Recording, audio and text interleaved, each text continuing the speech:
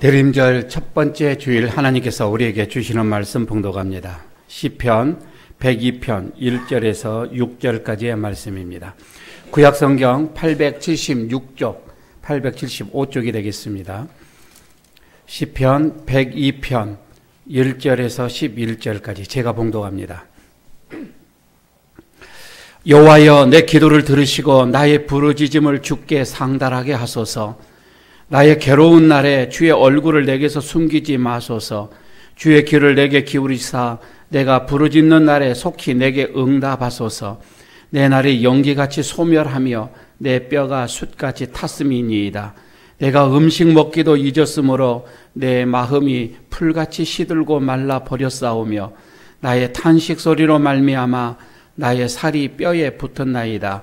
나는 광야의 올빼미 같고 황폐한 곳에 부엉이 같이 되었사오며 내가 밤을 새우니 지붕 위에 애로운 참새 같으니이다. 내 원수들이 종일 나를 비방하며 내게 대항하여 미칠 듯이 날뛰는 자들이 나를 가리켜 맹세하나이다. 나는 죄를 양식같이 먹으며 나에는 눈물 섞인 물을 마셨나이다. 주의 분노와 진노로 말미암아 주께서 나를 들어서 던지셨나이다. 내 날이 기울어지는 그림자 같고 내가 풀에 시들어짐 같으니이다. 아멘. 우리 옆에 있는 분들과 인사 한번 나누고 말씀 들어가도록 하겠습니다. 한 주일 동안 평안하셨는지요? 인사 한번 하시기 바랍니다. 예.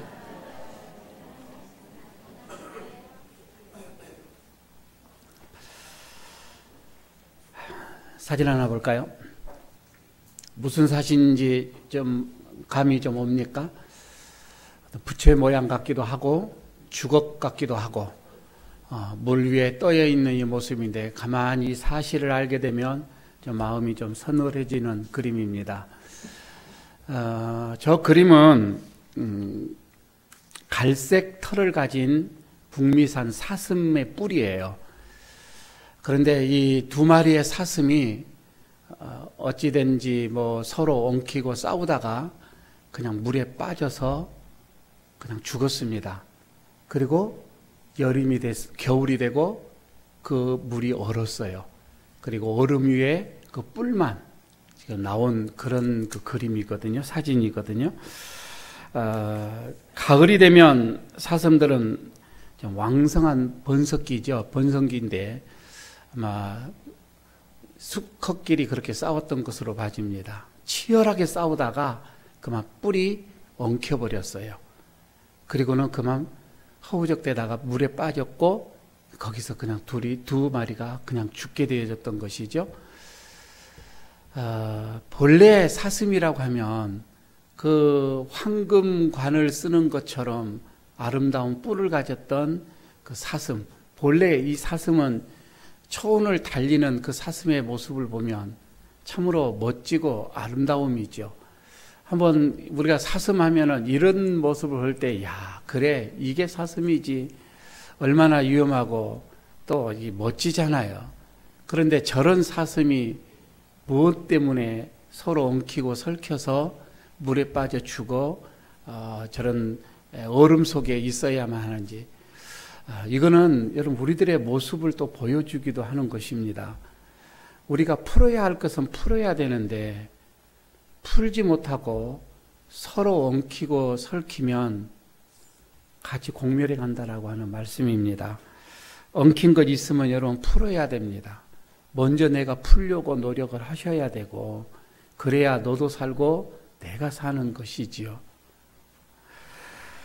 오늘은 첫 번째 대림절입니다. 이제 대림절을 우리가 4주 동안을 힘써 우리가 지키면서 신앙생활 이제 다시금 우리가 온 맵시를 다시 이렇게 좀 점검을 하는 그런 시기다 이렇게 봐지면 되겠습니다. 교회력으로 봐서 새로 시작하는 절기, 그래서 예수님의 오심을 우리가 경축을 하고 다시 오실 예수님을 우리가 또 기다리는 날이 절기가 이 대림절이다. 이렇게 여러분 봐주시면 되겠습니다. 그래서 4주 동안 이어질 이 대림절 기간에 부지런히 내 자신의 신앙을 점검하는 거예요. 그리고 좀 더 정결하고 깨끗한 모습으로 주님 앞에 서도록 부지런히 내 자신을, 믿음을, 신앙을 갈고 닦는 그런 시간이 대림절 기간이다. 이렇게 여러분들이 생각을 해 주시면 되겠습니다. 그런 면에서 1년의 이 마지막 달 12월에 들었으면서 이 대림절 첫 주를 우리가 맞이한다고 하는 것은 큰 의미가 있는 것으로 봐집니다. 이제 오늘부터 이제 시작이 되어지는데 내 마음 먼저 내 신앙을, 내 마음을 이렇게 한번 돌이켜 보시고, 두 번째는 내 인생의 전체를 한번 이렇게 보시기를 바랍니다. 그래서 좀 절제할 것은 절제하고, 그리고 버려야 할 것은 버리고, 이런 점검할 그런 시간이 되어져야 되지 않겠는가. 여러분, 지금 우리가 육체적으로도 정기적으로 건강검진들을 이렇게 하잖아요. 우리가 영적인 건강검진, 이것도 꼭 정기적으로 필요합니다. 그때가 대림절이다. 이렇게 보시면은 되겠습니다. 그래서 오늘 이 본문의 이 시편 102편에는 이제 그런 내용인데, 우리가 하나님을 좀 잘 섬겨보려고 하고 믿음으로 살려고 하면 필연적으로 우리에게 오는 영적인 어떤 그런 싸움이 있는 거예요. 영적 싸움을 해야 합니다. 이걸 영적 전쟁이라고 얘기를 하지요. 그런 영적 전쟁 속에서 지금 이 기자는, 시편 기자는 하나님 앞에 도움을 요청하는 그 기도를 하고 있는 게 오늘 전체적인 본문의 내용입니다. 먼저 하나님, 이 기자가 그러죠. 하나님, 내 기도 소리에 좀 귀를 좀 기울여 주십시오. 이것부터 시작을 합니다. 그러면서 괴로운 날에 하나님 그 얼굴을 내게서 좀 숨기지 말아 주십시오. 숨기지 마십시오. 내 부르짖음이 좀 상달되게 좀 해 주십시오. 이런 기도를 지금 하면서 강구를 시작을 합니다. 그런데 오늘 우리가 11절까지 읽었어요. 오늘 설교는 전체적인 것을 다 보겠는데 11절까지를 보게 되면 이 시편 기자는 세 가지의 고통을 하나님 앞에 호소하는 그런 내용으로 되어져 있습니다. 그 세 영역이 나오는데 그 첫 번째가 상황적인 고통이에요. 그러니까 시편 기자는 지금 그 3절에서 5절까지 자기의 이 상황이 너무 고통스럽다 이거예요. 특히 3절에서 보면은 자기의 날, 뭐 인생이겠지요. 이런 인생이 연기같이 사라져가고 뼈는 숫댕이처럼 타버렸다. 이렇게 얘기를 하고 있죠. 4절에서는 마음은 이 음식을 대할 수 없을 정도로 공고해져 버렸다. 시들어져 버렸다. 이렇게 얘기를 하고 있고요. 그리고 5절에서는 끊임없이 나오는 그 탄식으로 인하여서 자기의 살은 뼈에 붙어버렸다. 그러니까 우리 같이 말하는 배가 뒤에 붙었다고 그러는 것처럼 먹지를 못했다고 하는 거이죠. 얼마나 상황이 힘들고 고통스러웠으면은 이렇게 지금 고통을 호소하고 있을까? 상황적인 고통이에요. 두 번째는 여기에서 관계적인 고통을 또 호소를 하고 있는데 여기서 6절, 7절에 있는 말씀입니다. 자신의 처지를 얘기를 지금 하고 있죠. 그 첫 번째가 마치 광야의 올빼미 같다. 그리고 황야의 황무지의 부엉이 같다. 밤을 새는 지붕 위에 애로운 참새 같다. 그러니까 아무도 관계적으로 다 차단이 되어지고 홀로 애롭고 소외되어지는 그런 지금 자신의 처지를 관계적인 이 고통을 얘기를 지금 호소하고 있고, 마지막 세 번째 이 고통은 죄로 인한 고통을 또 호소를 하고 있는 게 8절 9절의 말씀입니다. 그러니까 죄가 있어서 하나님이 자기를 짓눌렀다고 하는 것이지요. 그래서 자기는 종일토록 죄를 뒤집어 씌웠다 썼다 이렇게 얘기를 하고 있고요. 눈에서는 눈물이 마르지 아니했다라고 고백을 하고 있습니다. 얼마나 자기의 이런 그 죄로 인해서 하나님이 자기를 던져버렸다 이렇게까지도 얘기를 하면서 죄로 인한 고통, 이것을 지금 호소를 하면서 이런 고통 때문에 11절에서 뭐라고 하냐면 자기의 날이 마치 기울어진 그림자 그리고 시들어가는 풀과 같다 이렇게 탄식을 하고 있는 모습입니다.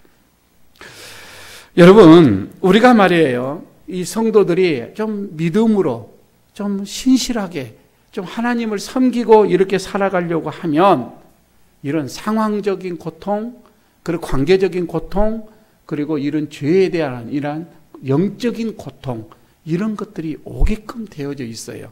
그런데 문제는 이게 누가 주었느냐 이거예요. 지금 오늘 본문의 내용을 가만히 보면 이런 사탄들이에요. 이런 사탄들이 끊임없이 하나님을 섬기는 종들에게, 백성들에게 이런 상황적인 고통을 주는 거예요. 관계적인 고통을 주는 거예요. 그리고 영적인 고통을 주면서 공격을 해온다, 이런 말씀이지요. 그러나 사실 말이에요, 믿음을 지키려고 하다가 이런 고통을 당하는 것은 축복이에요. 차라리 복이다 이 말입니다.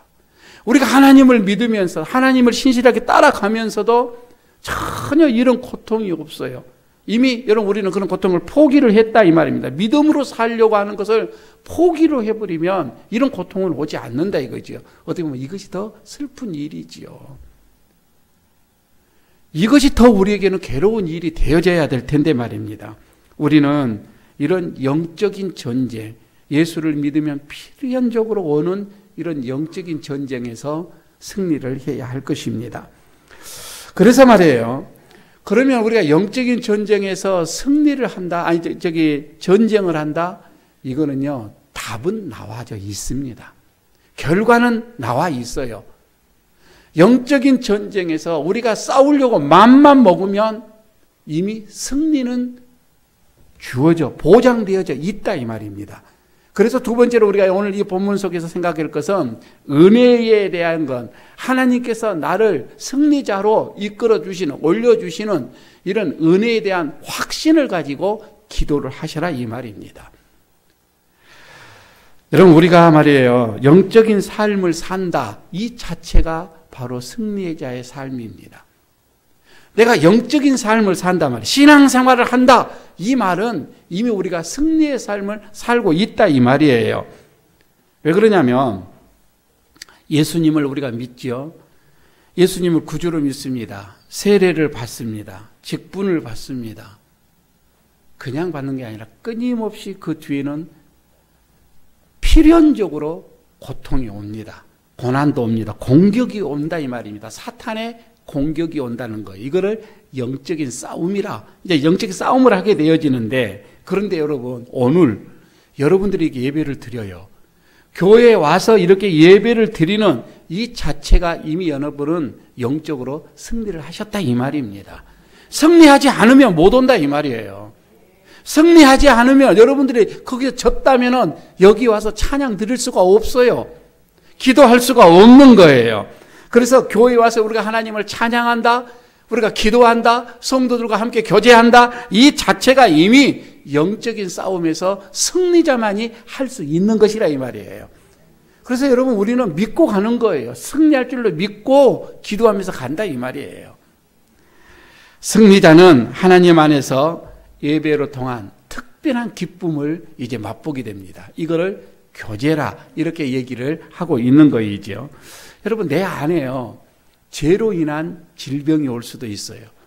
죄로 인해서 고통이 올 수 있어요. 죄로 인하여서 내 안에 어떤 저주가 올 수도 있어요. 그리고 끊임없이 육체적인 이 생각이 이게 죄로 인하여서 못된 생각들이 계속 나를 사로잡을 수가 있어요. 그러나 여러분 이런 것들을 다 쳐부수고 이기는 자는 교회에 옵니다. 그리고 예배를 드리는 거예요. 여러분 우리는 승리자인 줄로 믿습니다. 물론 여러분 거기에 아픔도 있지요. 부끄러움도 있지요. 그래서 여러분 우리는 와서 주님께 다 맡깁니다. 이렇게 하잖아요. 주님께 맡깁니다. 내 뜻대로 마옵소서, 이런 고백을 하잖아요. 나는 연약합니다. 나는 쓰러질 수밖에 없습니다. 나는 넘어질 수밖에 없습니다.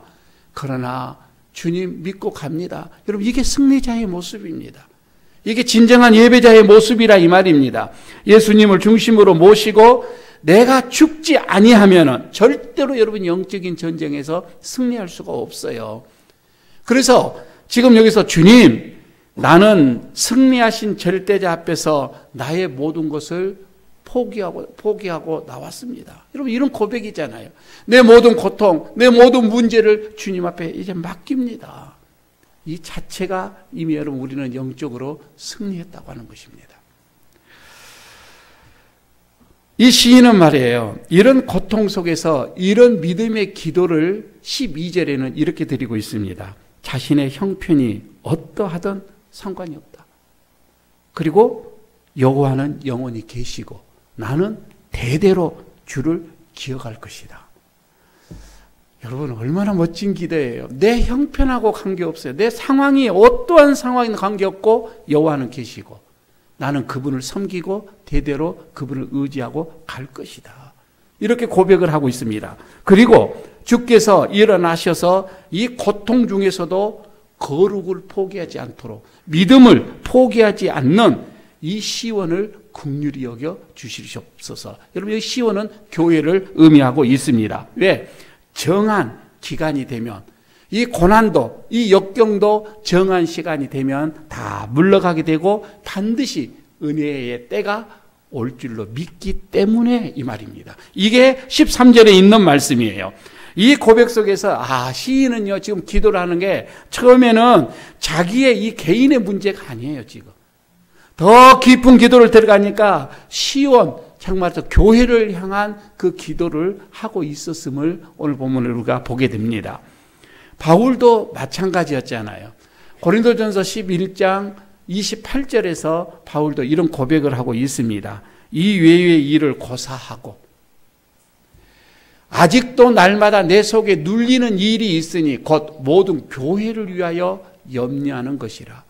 여러분 교회를 생각하면서 교회를 염려하면서 교회를 깊게 여러분 사랑한 나머지 내 속에 짓눌림이 있는 거예요. 내 속에 교회를 생각하니까 내 속에 염려로 인해서 짓눌리는 거예요. 그러니까 얼마나 이 교회를 깊게 사랑했는가라고 하는 것을 보여주고 있지요. 그래서 14절에서는 이렇게 얘기를 합니다. 시온에 회복하는 날 주의 종들이 시온의 돌과 틱불로도 즐거워하며 노래하게 될 것이다. 이렇게 얘기를 합니다. 얼마나 교회를 사랑하는 시인의 이 모습을 그대로 우리에게 보여주고 있습니다. 교회 회복을 위하여서 교회의 어떤 은혜를 위하여서 그는 그토록 간구하고 있었음을 지금 보여주고 있지요. 여러분 그래요. 하나님께서 이 시온을 건설을 하시고 그리고 이 시온이 회복되어지고 그렇게 되면 뭇 영혼의 뭇 나라들 그들의 왕들은 다 하나님 앞에 찬양하게 될 것이다. 15절 16절에 이렇게 선언을 합니다. 이건 어떻게 보면 메시아로 인한 복음의 선포를 이미 여기서 지금 선언을 하고 예언을 하고 있는 말씀이기도 합니다. 그래서요 여러분 시인은 가난한 마음으로 이제는 지금은 좀 초라한 모습이 있지만 지금은 연약한 모습이 있지만은 시인은 이 교회를 위해서 시온을 위해서 끝없이 간구를 합니다. 자 그러면서 나타나는 게 예수를 첫 번째 믿는다고 하는 것은 바로 전투다. 영적인 전쟁은 시작되어졌다라고 하는 것입니다. 뭐 사진을 한번 제가 이렇게 찾아보는데 이 영적인 전쟁이 어떤 것일까? 영적 전쟁은 다른 게 아니에요. 내 모습은 초라해요. 항상. 그러나 상대는 엄청나게 강합니다. 그런 모습이거든요. 그렇기 때문에 기도를 하는 거거든요. 내 힘으로는 이길 수가 없습니다. 내 힘으로는 도저히 감당할 수가 없습니다. 이거예요. 그런데 말이에요. 이런 영적 전투를 한다고 하는 거, 영적인 거 말이에요. 내가 영적으로 전투를 한다고 하는 것은 내가 하나님을 향하여서 섬기는 어떤 믿음의 생활하는데 뭔가가 가로막는 것을 넘어뜨리는 거이거든요. 그게 어떤 세상의 어떤 시스템이 될 수도 있어요. 세상이 본래 여러분 예수를 잘 믿는 그런 시스템이 우리는 아니잖아요. 너무 예수를 믿기 힘든 시스템이다 이 말이에요. 그런 시스템과 싸워가는 게 영적 전쟁일 수도 있어요. 그러나 무엇보다도 내 마음이에요. 심이라고 하죠. 이 심 속에서 너무 하나님께 향하는 믿음의 삶을 할 수 없도록 내 심을 잡고 있는 거 있죠. 뭐죠? 탐심, 욕심, 질투심, 이기심, 심들이 너무 많아. 이런 것들로 인해서 내가 믿음의 생활을 할 수 없죠. 이런 것들과 싸우는 게 또 영적인 전쟁이죠. 그런데 항상 그쪽 상대방은 강해요. 넘어가고 나는 초라하고. 여러분, 이것을 이길 수 있는 것은 그래서 우리는 전신갑주를 입는 거예요. 부지런히 여러분 내 자신을 영적인 것을 키워가는 것, 영적인 힘을 키워가는 것이잖아요. 믿음으로 여러분 우리가 산다고 하는 거 뭐예요? 이런 것들 내 안에 있는 것이든 밖에 있는 것이든 하나님을 향하여 가는데 걸림돌이 되어지는 이런 것들과 싸우는 것. 아니요. 어떻게 보면은요, 사단은 공격적으로 우리에게 덤벼오고 있습니다. 나는 싸움을 하고 싶지는 않아도 사단이 먼저 걸기도 합니다. 그래서 예수를 믿으면 필연적으로 영적인 전쟁은 원하든 원치 않든 시작이 되어진 거예요. 타협을 하고 그들의 수하에, 영적인 사단의 수하에 여러분 우리가 살아갈 것인지, 그렇지 않으면 싸워 승리할 것인지.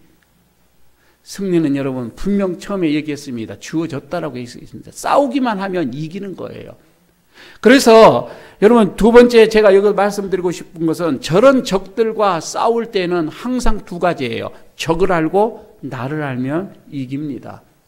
그런데 적을 몰라요. 어떻게 지금 적에 나에게 다가오는 지금 여러분들의 마음속에 있는 모든 근심이나 걱정들을 가만히 보십시오. 조금 전에 얘기한 것처럼 교회를 향한 여러분들의 짓눌림입니까? 그런 걱정이나 근심은 거룩함이에요. 내가 교회를 사랑함으로, 교회를 걱정함으로 오는 그 짓누름은 거룩함이죠. 그러나 정말 필요하지 않는 것, 세상의 사람들처럼 여러분 예수를 믿지 않는 저들처럼 우리가 살려고 하면서 오는 근심, 그런 걱정들이 너무 많다 이 말입니다. 세속에서 좀 더 내가 더 잘 살아보려고 하는 그런 근심, 비교하여서 내가 좀 더 있음에도 불구하고 저보다 더 없기 때문에 난 또 초라한 모습으로. 여러분 내 안에서 지금 일어오는 세상적인 그런 근심과 걱정들이 눌리면 이거는 주님이 주는 게 아니에요. 이건 분명 사단이 주는 거예요. 사단은 상황에 따라서, 그리고 조금 전에 말씀을 드렸던 어떤 관계에 따라서, 안 그러면 영적인 거에 따라서 우리에게 수없이 공격이 오는데, 이것이 사단이 있는 것이다, 사단이 나에게 쳐놓은 올무다, 이걸 알기만 한다면 우리는 거기에 대비하고 준비하고 넘어갈 수가 있다 이 말입니다. 그리고 내 자신을 보는 거예요. 나는 약함이고, 나는 부족함이고, 나는 이길 수가 없고, 그래서 나는 주님이 더 필요하고, 주님의 도우심을 우리는 또 그래서 내가 간구하고. 사단이 오는 것을 알고 나의 자신을 알면 넉넉하게 이길 수가 있다고 하는 것입니다. 여러분, 시험이 올 때에 우리가 영적인 눈이 밝아져야 됩니다.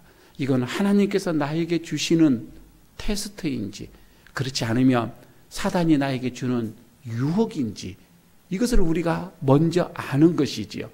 그리고 나의 모습을 솔직하게 겸손하게 보는 것입니다. 여러분, 그러할 때에 우리에게 오는 이런 많은 어려움이 오히려 내 개인의 신앙의 회복이 되어질 수가 있고, 그리고 교회의 회복이 될 수가 있을 줄로 믿습니다. 자, 마지막으로 하나를 더 여기서 봅니다. 궁극적인 것은 여러분 우리가 승리라고 얘기를 했어요. 그래서 우리는 미래에 있을 그 어떤 영광, 미래에 있을 어떤 그 승리, 미래에 있을 어떤 이런 구원, 여러분 이런 거에 대한 오늘도 우리는 찬양을 해야 하는 것입니다. 하나님은 분명 교회를 회복시켜 주실 줄로 믿습니다. 시인은 이렇게 시온의 회복이, 교회의 회복이 장차 장래에 모든 어떤 나라에도 미치게 될 것이다. 아니, 이것은 우리의 다음 세대까지도 미치게 될 것이다. 이게 그러면서 그들이 찬양하게 할 것이다 라고 하는 게 18절에 있는 말씀입니다. 사실요, 우리 하나님이 우리에게 향하는 관심이 대단해요. 그런데 많은 하나님의 관심 중에서 가장 큰 관심이 뭐인 줄 아세요? 하나님의 가장 큰 관심, 영혼 구원입니다. 영혼이 구원되어지는 것입니다. 하나님은 이 관심으로 인하여서 이것 때문에 모든 것을 하나님은 다 희생을 하셨던 거예요. 독생자까지도 내놓으신 거예요. 영혼 구원함입니다. 여러분, 그래서 하나님께서는 이렇게 영혼 구원이다 이렇게 한다면 우리 교회에 관심이 뭐가 되어야 되겠어요? 영혼 구원하는 데 초점이 맞춰져야 되는 거이죠. 그래서 여러분, 교회의 본질이 여러분, 우리는 영혼 구원함으로 가야 되는 거입니다. 여러분, 하나님이 영광을 받으시는 게 뭐예요? 한 영혼이 구원을 얻을 때입니다. 한 영혼이 구원을 얻게 되면 하늘에서는 잔치를 베푼다고 했습니다. 너무 좋아서, 너무 기뻐서 말입니다. 그래서 여러분, 우리가 여호와의 구원이 이루어지는 그날 모든 민족 그리고 다음 세대 이것들이 다 함께 모여서 하나님을 찬양하게 할 것이다. 찬양할 것이다. 이렇게 시편은 고백을 하고 있는 거이죠. 그런데요, 오늘 우리가 11절까지 읽었는데 1절에서 11절까지를 보면 자주 쓰는 단어 하나가 나오는데 그게 나라고 하는 단어가 11번이 나옵니다. 그리고 12절에서 마지막 24절까지에 또 눈에 띄는, 자주 띄는 단어가 나오는데 여호와라는 단어가 8번이 나옵니다. 그러니까 이것은 무엇을 말하냐면 처음에 이 시편 이 기자가 자기 자신을 중심으로 인해서 기도를 해요. 자기 자신을부터 기도가 처지, 어떤 상황 이런 것을 보면서 쭉 기도를 하다가 마지막에는 기도가 깊어져 갈수록 이제 하나님의 역사, 하나님의 나라, 하나님의 영광 이를 위해서 기도가 바꾸어져 가는 것이 이게 오늘 본문이거든요. 결국은 여러분, 기도는요, 내 자신부터 시작을 하지만은 하나님께서 이루어 가실 그 어떤 그 역사에 우리가 맞춰서 그것을 놓고 기도를 하는 거예요. 이게 기도의 깊이고 넓이고 높이다 이 말입니다. 여러분, 우리가 이런 것을 보면서 우리는 다음 세대를 위해서 또 우리는 기도하고 저들이 하나님 앞에 영광을 돌리고 그들이 하나님 앞에 무수히 나올 것을 생각하면서 우리는 기도하죠. 여러분, 솔직히 여기에 계신 분들도 내 자신이 하나님을 잘 섬기고 내 자신이 하나님 앞에 이렇게 믿음의 생활, 여러분 이런 것도 중요하지만 그것을 위해서 기도하지만 더 여러분 우리의 솔직한 심정은 우리의 자녀들이 하나님 앞에 더 믿음의 생활하는 것, 하나님 앞에 나와서 나보다 부모된 나보다도 더 그들이 하나님을 잘 섬기는 것, 여러분 이게 우리들의 소망이잖아요. 이게 우리들의 어떻게 보면 바람이잖아요. 이건 모두가 똑같을 거예요. 자, 그러면서 여러분 이렇게 시인은 그럽니다. 자신과 그리고 이런 영적인 어떤 후손들, 이런 후손들이 다 주 앞에 온전히 거하는, 그들이 하나님 앞에 영광을 돌리는 그것을 보기까지 내가 중년에 내가 끊어지지 않기를 그는 기도하고 있는 거예요. 그것을 보고 싶다 이 말이죠. 자녀들이 다 살아나서 하나님께 부르짖는, 하나님 앞에 영광을 돌리는 그런 모습을 하나님 나 보고 싶습니다 이거예요. 나를 중년에 끊지 마십시오. 이렇게 간구하는 것이 마지막 23, 24절에 있는 말씀으로 이제 그 기도가 맞춰져 가고 끝나고 있습니다. 여러분, 한 가지 물어보십시다. 교회 안에는 참 착한 사람이 있어요. 좋은 사람이 있어요. 반면에 또 한편으로는 영적인 강한 사람이 있어요. 교회는 어떤 사람이 이끌어가요? 착한 사람이 이끌어가요? 영적으로 강한 사람이 이끌어가요? 착한 사람이 나쁘다는 얘기가 아니고 착한 사람과 영적인 강함은 다릅니다. 하나님의 나라, 하나님의 역사는 영적인 강한 사람으로 통하여서 흘러갑니다. 여러분, 우리는 전신갑주를 준비를 해야 합니다. 영적으로 강한 자가 돼야 영적인 전쟁에서 승리할 수가 있다 이 말입니다. 전신갑주를 입으십시오. 이제 사순절 기간 동안에 나의 부족한 부분들 그쪽을 더 여러분 치중하십시오.